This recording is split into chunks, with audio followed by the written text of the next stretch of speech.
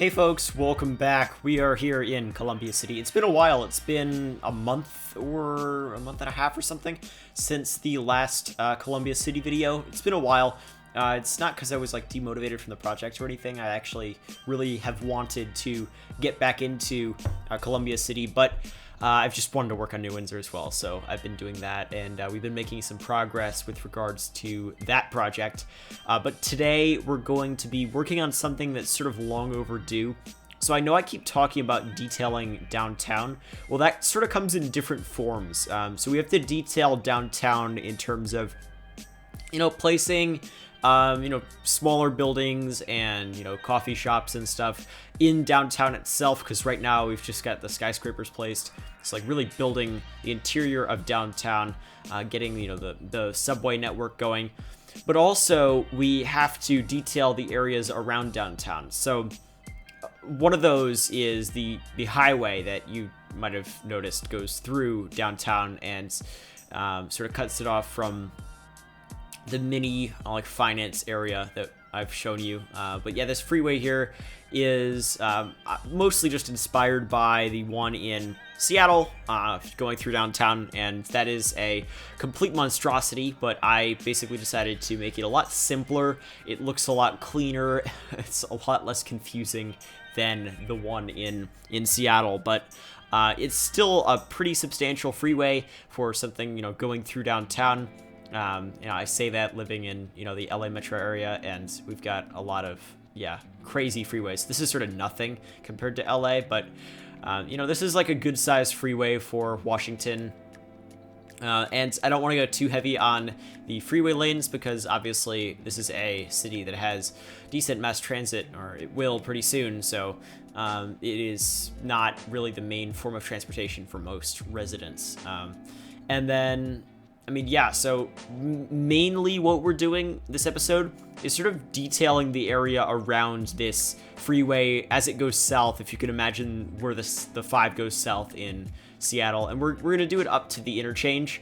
So it's going to be a decent amount of detailing.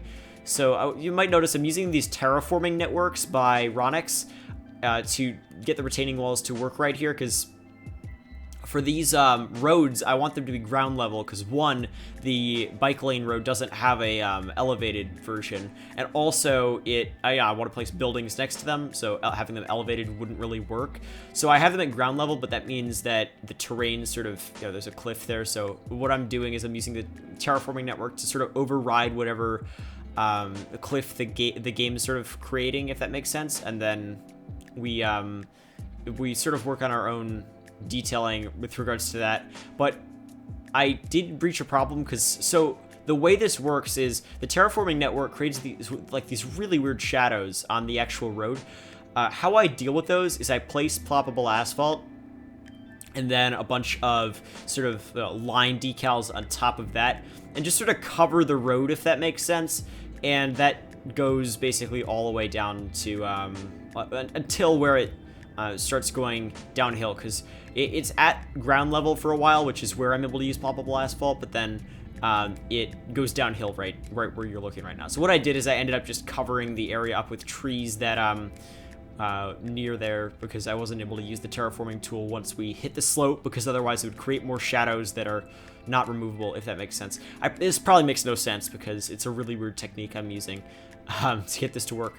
But right now we're placing the only buildings we really do place this episode. We're working on this area sort of on the downtown side of the freeway. We're placing some condos, and we got a nice parking garage in here, and I'm just trying to fill the gaps pretty efficiently and keep a nice color tone with generally newer buildings here. We're going for newer buildings. We've got so these modern, like this L-shaped sort of building right here that sort of hugs the parking garage. And then the idea is the parking garage is sort of a, it's separate from all of these different apartment complexes, and it's just owned privately. And then people who live there can park there if they want to own a car for some reason. And and then there's that larger condo building which has the rooftop area, which I'll show you a little later in the episode in the live gameplay, and then also when we have the cinematics at the end of the video. There's a nice cinematic of that. But yeah, anyway, so right now I'm sort of detailing this little parking lot right here. I know this seems like an inefficient use of space, but you should look at downtown Houston and a bunch of other American cities. It's way worse there. I'm barely placing any parking in downtown here, and that's like, people will say, oh, you should be placing some more parking garages so at least people have parking garages. Well, the idea is there are a lot of underground parking garages, because if you go to New York or Seattle, like, a lot of the parking garages are going to be underground, because even having them above ground is a sort of inefficient use of space. So you have this like mini underground parking garages. And I guess it's sort of weird because they're invisible, because I don't really have any entrances to them. But I actually do make an entrance to one in just a moment, you'll see. And it looks sort of cool. I've been meaning to do that for a while, sort of make an underground parking lot entrance. But I haven't really gotten around to it until now, so that was, that was pretty cool to do. But right here, this parking lot was a little weird because I had to get the road to have some sort of retaining wall, so it worked right. And then I ended up using this this key by Avanya, and that worked as a nice retaining wall. And then, okay, over here we are copy pasting the ploppable asphalt that I was talking about. See, I tried to do this without the ploppable asphalt because there was a slope there, but then I realized the slope was so small that I could just level the ground and then copy the ploppable asphalt. So then that covers the shadows, and then I just use the lane marking decals with the ploppable asphalt, and it just looks like normal. And then, you don't notice the difference. And then I tried just using these cracks. It doesn't end up working, so we just go for a normal look there. But getting that hill to work was a little hard, but we managed, and I'm pretty happy with it. I like the bike infrastructure as it goes down here. It's a little bit weird as you sort of get into the interchange, because what happens is that road, which is like a sort of a parallel road, it's on either side of the freeway, it turns into a 2-lane in each direction parallel road, and the bike lane's still there, and it's green, which is, I'm not sure how realistic it is not to have the sort of green markings when you're outside of the city, but we've got a nice bike-friendly city here, so maybe anything could be possible. I was just looking at Portland's bike infrastructure on Google Earth the other day. It's just so good, and I mean, the Pacific Northwest, in terms of bike infrastructure, it's great. Okay, right here, we're doing something that's been requested for a while. I'll do a lot more of this, but we are placing a homeless encampment right under the freeway here, and we're gonna do a lot more of this. I'm trying not to detail too much, but this is something I gotta obviously like place some tents and stuff for, and then some like litter and stuff like that around there, because obviously this is a very, very gentrified city, so housing prices are not looking good, as they aren't really in any West Coast city, or really main East Coast cities for that matter. But the Pacific Northwest is, as people have sort of migrated out from California, so basically all the hippies like left San Francisco and moved to Portland, and then the housing prices went up there because there's some mass migration. At least that's my understanding of it. I'm sure it's slightly more complicated than that, but yeah, the point is, like, the housing market here is there's high demand.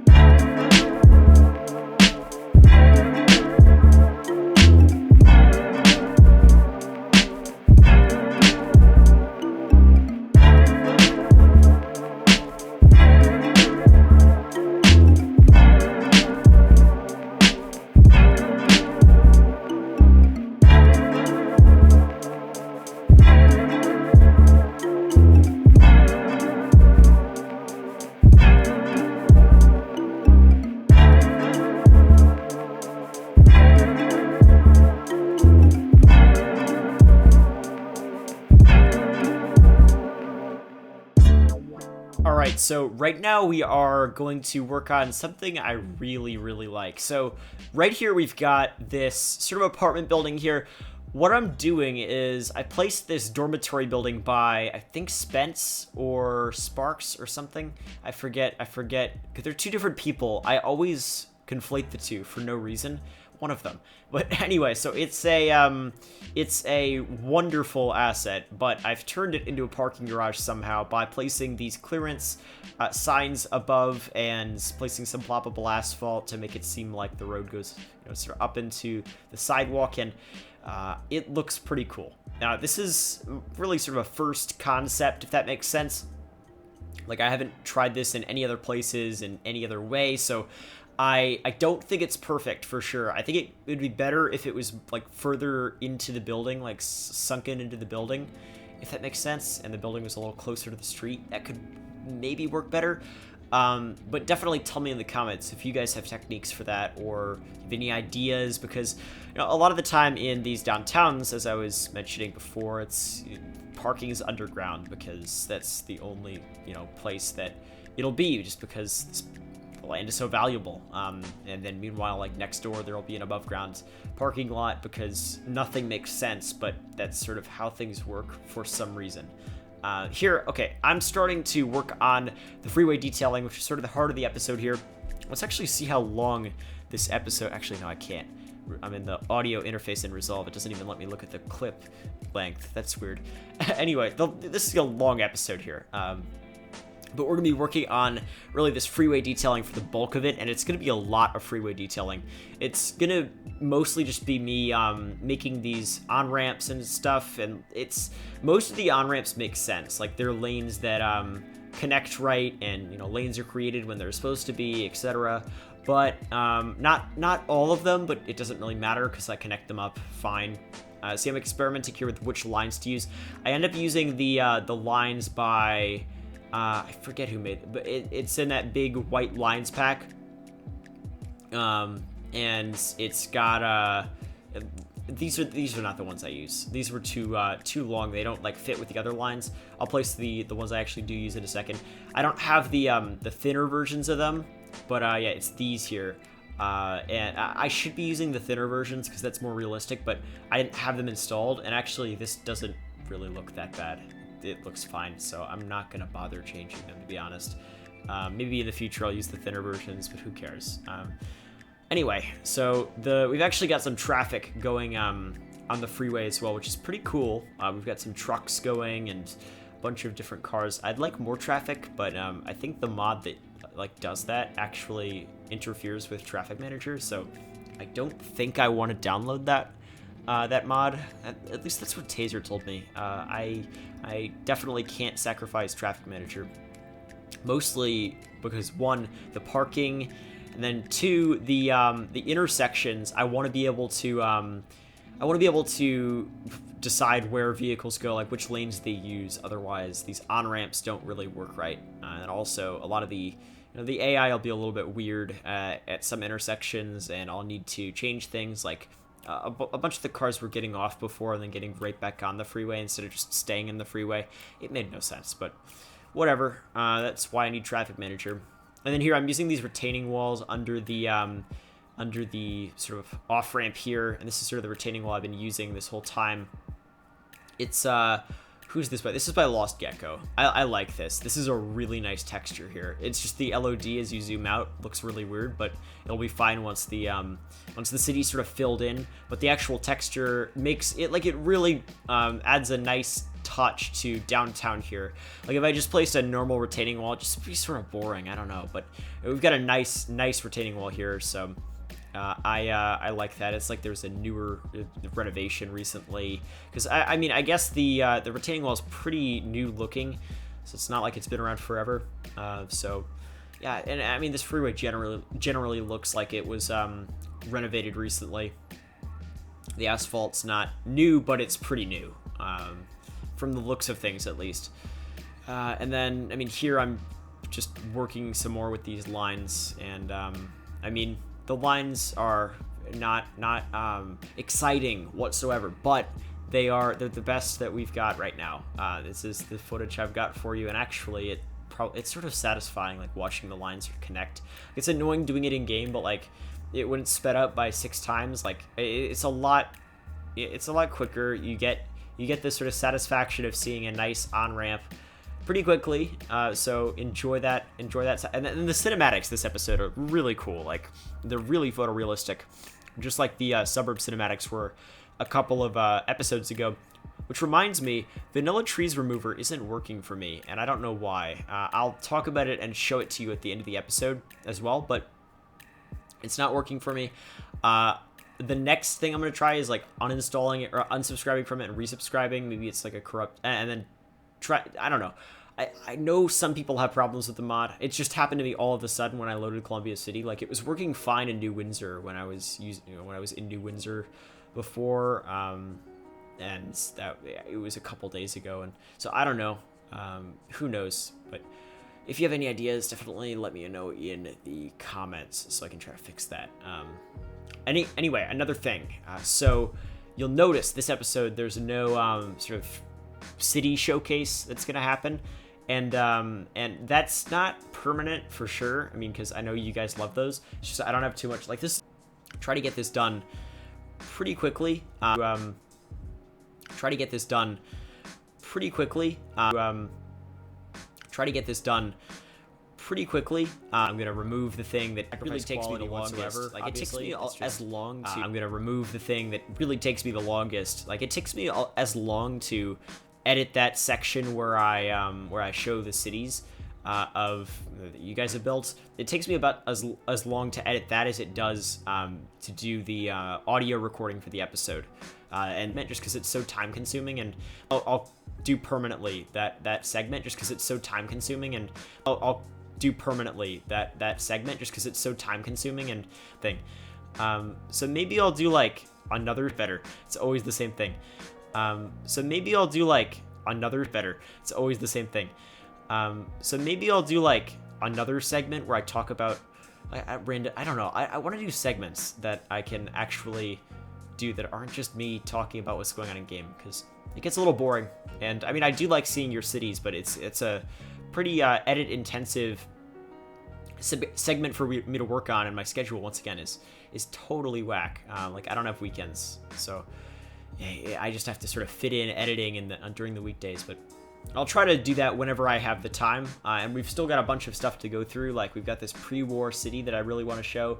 And then we have the San Francisco city that I'm sure most of you have seen if you follow City Skylines Instagram and whatever from Californian. It's a wonderful project. I cannot wait to showcase that. But yeah, we've got a bunch of different stuff and like a bunch of really well planned out things that are like 6 episodes worth of things. So like, we're not going to run out of projects to showcase. And yeah, and it's gonna happen. Like, I'll probably do more showcases soon, but for this episode, we're just gonna go with what's going on in game, because I mean, actually, it's not too boring. I like these. Once again, these line placements are really satisfying for me, because like, you line them up and then you get the segments to curve right, and like these networks. This is my first time really using the networks that Ronix made to their full potential. And it's great. One thing I would love, though, is like a network that has dotted white lines of different lengths. Like, so you have one that's for dotted white lines that are sort of a little bit short, like the vanilla ones. And then a lot of the Roads United packs have like longer, yellow lines that are further spaced out. So like another network for those would be excellent. Like, that could be pretty cool if somebody ended up making that. So if any asset editors or asset creators want to do that, then you could, yeah. Or actually, I'm sure it's probably been done. So I mean, send me, like, if that's been done, tell me, because I would love that. It would make these Freeway things a lot easier to do. But I remember when we had to use the what's it called? What's that the decal called? Like bike lane middle or something. It's that decal that's used on the After Dark vanilla bike path, the concrete bike path, as the sort of the median line. But that is the only really good line that can curve to a great degree. But the problem is it just takes up the prop count like crazy. But these networks are great because you can just place one and you've got your whole, or two really, or no, 4 total per intersection basically, and then your whole intersection is done. Other than like the lane markings. But generally, it's way easier. Like, if you guys just started playing City Skylines recently, like over the past couple months or whatever, or even in the past, God, even in the past, like, year or even 2 years, like, it was way, way, way more difficult to play this game before. Like, it's so much easier now because asset creators have made things so easy for us, and then a bunch of the updates that have come out have been excellent as well. Like, but really, it's the asset creators. Like, I don't know what, like, it used to take 30 minutes to load cities on a good day for most people, and now with loading screen mod, it takes like 4 minutes for me to load Columbia City, and I don't even care. And that's nothing for me. I know for some people it still takes like 30 minutes, but if you got like 32 gigabytes of RAM, you're fine with 4 minutes now. But before, that would be like 30 minutes. I know Corrales would like take an hour sometimes or something to like load his cities up. It was way different back in the old days of City Skylines. For all those newer players out there, you guys have it good. But we all really have it good. Like, there's some amazing assets and mods out there now. Like, I can't believe we lived without Move It, but we did for so long. We lived without Move It. Imagine that. Imagine not having Move It. I cannot even believe. How did we even start talking about this, by the way? I have no idea. But I don't know. Yeah. Point is, like, the game's progressed a lot, and it just keeps getting better, just marginally better over time. And I think I've mentioned this a couple times, but I think the best mod of 2019 so far has been Tree Brush, but and that was an enormously helpful mod. So I mean, the bar's sort of high to like beat that. But I don't know, like we had a bunch of crazy transformative mods in sort of the what I call I guess it's like the middle period of, like, I say 2017 or so. We had a bunch of transformative mods in there.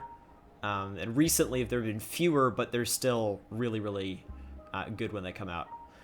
God, I am rambling like crazy, but I'm basically just placing buildings in game here and not doing much. So, and then I end up just deciding not to place buildings anymore and just work on some detailing. So I wasn't sure what to do with this sort of area next to the on-ramps. Right over here, this is sort of where the interchange sort of comes into the northbounds, I guess what you call the 5 here. And I wasn't sure what to do here for the detailing because it's pretty urban, so it's like there should be buildings here, but you can't really place buildings in an area like this. It doesn't look right. So what I ended up doing, I placed a fence along that road there, and then I ended up placing clusters here. So the technique for placing clusters, like, I didn't do this until, I mean, it's been a while I've been doing this, but the first person I saw do this that just made it look excellent was Strictoaster in Cedar Valley, and it really works best with evergreen trees, like just, you know, like conifers, like the ones I'm using right here. It works best with these. I don't know why, it looks so good. Just having these open areas and then just clusters of trees, and they're mostly the lower trees, but there are some taller conifers I end up placing. I think they're all the Norway spruces by Mr. Mason that we place. They are excellent, excellent trees. I'm so happy these are out, in time for me to use them for Columbia City. I'm probably gonna actually unsubscribe, or maybe not unsubscribe, but not use a lot of the other conifers that are out there. Like, I might use the Norfolk Island pines, although I know they're pretty unrealistic for the Pacific Northwest. Like, the Norway spruces sort of look the most realistic. And then there are a bunch of other ones like Scots pines, which I can use in different places, but I think the Norway spruces are going to be my main trees in this series. Like, I've been experimenting a little bit. Those are really going to be my main trees. My main deciduous trees, though, are probably going to be the London plane trees. I think I'm pronouncing that right, by Mr. Mason. And, I mean, Mr. Mason's trees are just amazing for this series. I mean, New Windsor is sort of a mix of Mr. Mason and Padelmo in terms of the taller foliage, the trees, but Columbia City is just sort of a Mr. Mason show, because Mr. Mason's conifers are just so good. And then also his ferns are just like, there's this new fern I've talked about a couple times. I don't think it's new, but it's just I haven't had an opportunity to use it until now. We're going to place it sort of in between the tree clusters in just a moment. It's really good. It's really good. It makes it look absolutely excellent. Just as a little detail, like, making these little forest areas it's not easy, but once you get it down, you can make them look great without too much effort, especially when you copy paste clusters. That works pretty well. Okay, we're finally at the in-game portion. We finally made it there. We're gonna hop in game in just a moment and sort of go over what we've built in the episode, because it's been a pretty uneventful episode largely, but there is a lot of stuff I want to show you. Alright folks, we're here in game. Let's take a look at what we built this episode. So I actually love the project we worked on this oh my, what? Autosave, what? Okay, there we go, we're good. Okay, this freeway area might not seem like a lot, but it was like 3 hours of footage and then some stuff I did off camera, and we did, yeah, really did a lot here, because we also placed these buildings here and, you know, did some detailing, and we did a bunch of other stuff other than the freeway itself. And I mean, the freeway was really detailed, so we had to I changed a little bit of the way the on and off ramps worked over here. We let's see, I mean, we detailed a lot of this. This area, this down here is actually detailed, something I wouldn't normally detail, but I figured I would because we're so close to downtown. But yeah, this freeway is, let's just say it's, I don't know, it looks really nice. And I don't like cars, but this looks really nice. I mean, for a downtown freeway, it's not too invasive, and it's got trees all around. It looks pretty cool, and I mean, like, what are the... I sort of took inspiration from both Portland's downtown freeway and Seattle's. Obviously, Seattle's more in terms of scale. Portland's in terms of having trees all around and have it be nice and natural, if that makes sense. And we've got this nice sort of on-ramp and the exit ramp. Because the way this works is we've got this interchange, and then this ramp comes over here. And then this ramp comes from over on this way, and they can, you know, this is their opportunity to get on the freeway or get off, which is pretty cool. Although it is a little bit redundant to have this off-ramp right here and then this other off-ramp here, but I guess the justification for that is you don't want an extreme volume of cars coming off of this on-ramp here and then getting out, you know, on the off-ramp right there. It's sort of weird, so instead just have them get off and they can, you know, like get off there, and then the cars coming from this way can get off right here. So in terms of bike infrastructure, we obviously continued with the green bike lanes, which are really nice. Let's see, in the middle of the freeway, what we did was we added these flowers, which I think are really nice. Really, our main color accents in all of these different places is this sort of, you know, purplish color, which I think is pretty cool. I don't want to go for too much more than that because this isn't like the spring or anything. I mean, this could be really set in any season theoretically, but yeah, we've got this area here, which I wasn't sure what to do with this, but I ended up just doing a nice sort of forest detailing thing here with some nice ground texture and then ferns around the trees. I only used these, what trees are these? These are by Mr. Mason. They are the, let's see, the Norway spruces, the different variants of those. That's the only tree I used here, along with the ferns and then some grass clusters. And it looks, I mean, look at this. This is actually pretty nice. I like this. Let's take a screenshot of that one. I removed that building with the spire that was like right here because it had mediocre texturing. But oh yeah, also this condo I added, I like this a lot. This one that has the rooftop balcony. We're gonna have a nice cinematic of that in just a couple minutes. But yeah, I mean, this yeah, this looks so cool. I'm really happy with the way the downtown freeway turned out, because if you might remember, I wasn't really sure how I was going to do this. It was really complicated to get it to work right. Also, this is definitely going to have to go. Let me actually remove that right now. I don't know why I even placed that in the first place. This, like, wire going across, like, what? Okay, there we go, that's gone. We'll figure out a different thing to do with that, but definitely not going to have that go across the freeway. That's ridiculous. But yeah, so this freeway turned out way better than I thought it was going to. It turned out really great, and I'm extremely happy with it.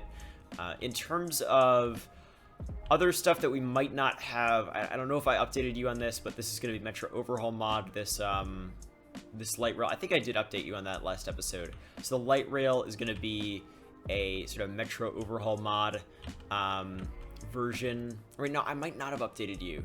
I literally forget, but yeah, the light rail is actually going to have to be Metro Overhaul mod. And we're going to use Metro Overhaul mod for basically all of the light rail stuff. I'm still figuring out the details of that. We're also going to probably try to have some light rail that's above ground when using the normal vanilla tram tracks and the LRT tracks. But integrating those is going to be sort of interesting, trying to figure that out. We're not going to be able to connect them, obviously. Might be able to connect them in some really weird artificial way. There's a chance. Unlikely, though. We'll figure that out later, though. Right now, I'm just trying to get a bunch of the areas near downtown sort of detailed. Because, like, look at that. We did all that this episode. And, I mean, it might not seem like a lot, but I'm very happy with how this actually turned out. How we extended the retaining wall here. How it sort of ends right here. It's just generally how this ended up flowing. I had to get this to separate, because obviously these are closer. And I wanted a gap in between as we moved out. So we have these separated. And, yeah, I mean, I'm very happy with this. This was a fun build. I actually did enjoy this. I know I say I don't like detailing, but in terms of freeway detailing, once you, like, get it right, like, you can look at this from above. It looks totally, I mean, not perfect, obviously, because the nodes are a little bit weird, but it looks pretty uniform, and it looks nice. I don't know. I don't road detail too much. I mean, I think we also did do some road detailing over here. We detailed that. We did not detail this. I don't think I had time. But God, this is so cool. Like, I'm just admiring this. The sunken freeway. This is probably like the best sunken freeway I've done in the game. I just think it turned out great because I was able to capture the sort of the feel of the city, which is very foliage based because it's the Pacific Northwest, while still, integrating that into the concrete jungle with all the asphalts and everything. And it flows so well. And then as we move out of downtown, it's going to turn into a nice, like, legit highway out here. And we're going to do some weird stuff with elevation as well as we move out. I'm not sure. Ooh, I just realized right here we could do a retaining wall rather than have this be elevated, because there's a freeway in Seattle that I think the 5 is like this when it goes south of downtown. I mean, this is for north of downtown, but it doesn't matter. But we could have these roads sort of be at the elevation of the upper level, and then have there be a sort of a retaining wall here instead of it being elevated, because it being elevated makes absolutely no sense. Yeah, we could do a retaining wall, and then that'll be really awesome. I hope I remember to do that. Well, yeah, another thing I have to address quickly, Vanilla Trees Remover just, like, stopped working for me. I've done a little troubleshooting, and I've had absolutely no luck. Does anybody have any idea how to fix this once Vanilla Trees Remover stops working? Because these look terrible. Like, I need to get rid of them. And I've been avoiding taking cinematics of the suburbs in this episode just because the